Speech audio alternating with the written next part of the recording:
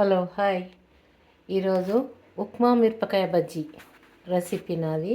చూడండి, ఇక్కడైతే కొంచెం లావు మిరపకాయలు తీసుకొని దాని మధ్యలో కాటు పెట్టి ఉప్మా నింపి పెట్టుకున్నా.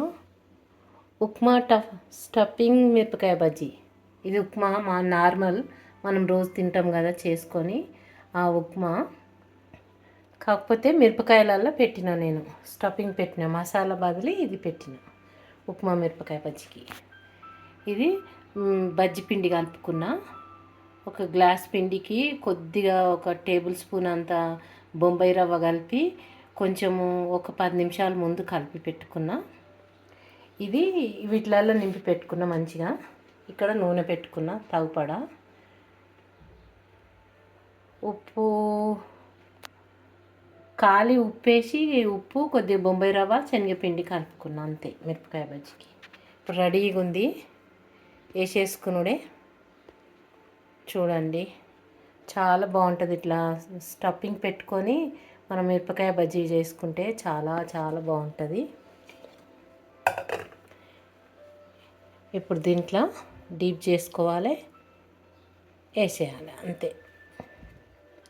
ఇట్లా డీప్ చేసుకోవాలి. మిరపకాయ బజ్జీని ముంచి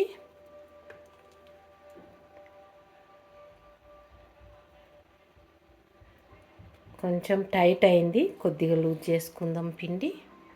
స్టఫింగ్ మిరపకాయ బజ్జీ స్టార్ట్ చేద్దాం. కొంచెం దీంట్లో ఒక 4 వేసేసుకుందాం ఒకటేసారి. దందన వేయచ్చు, మళ్ళీ ఒకటి కాలుతుంది ఒకటి కాలదు.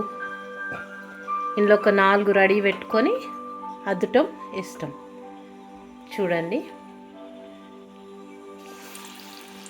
మంచి గాగింది నూనె, ఇంతే.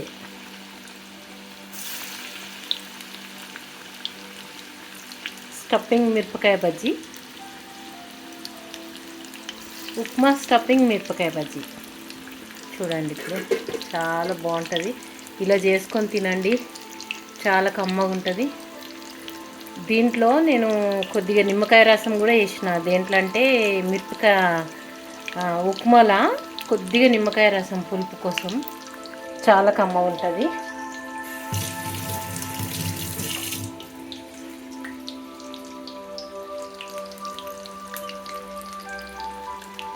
వేగినాక తీసేసుకొని తినేస్తామే.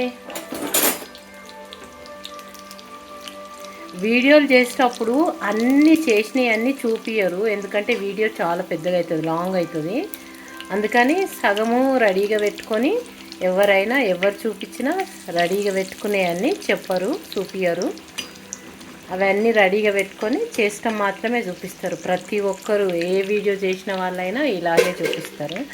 కాకపోతే నేను ఈ పిండి ఇవన్నీ కలుపుటం అందరికి వచ్చు. మిరపకాయ పిండి, మిరప బజ్జీల పిండి ఇవి కలపటం అందరికి వచ్చు కనుక నేను కలిపి పెట్టుకున్నాను. సేమ్ మనం మామూలుగా మిరపకాయ బజ్జీ ఎలా చేసుకుంటామో అంతే, అట్లనే వేసి కలిపి పెట్టుకున్నాను. ఇవన్నీ రెడీగా పెట్టుకొని వేసటం మాత్రమే చూపిస్తున్నాను. అందరు చేసుకునేదే, కాకపోతే ఉప్మా స్టఫింగ్ మిరపకాయ బజ్జీ అన్నమాట. ఇది కొత్త వెరైటీ, చాలా బాగుంటుంది. అందరు చూడండి, చేసుకొని తిని చూడండి, ఏమంటారో, మీకు ఎలా అనిపిస్తుందో ఒకసారి ట్రై చేయండి నేను చేసినట్లు. మీకు నచ్చితే నాకు తప్పకుండా ఒక లైక్ పెట్టండి, సబ్స్క్రైబ్ చేసుకోండి. నా వీడియో నచ్చిన వాళ్ళు, నా వీడియో ఎంత దూరం వెళ్తుందో అది కూడా నేను చూసుకుంటాను.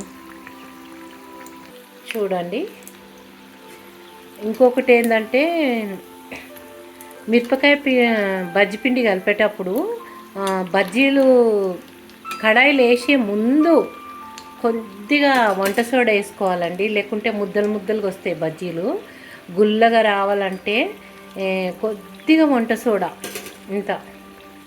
కొంచెం ఇంత 2 పించులు అంతా వేసుకోండి, 2-3 పించులు అంతా వేసుకుంటే బజ్జీ మంచిగా ఇట్లా గుల్లగా వస్తుంది, ఇప్పుకున్నట్లు వస్తుంది. పిండి లేకుంటే ముద్దలు ముద్దలు బాగుండయి బజ్జీలు, అందుకని చెప్తున్నాను నేను.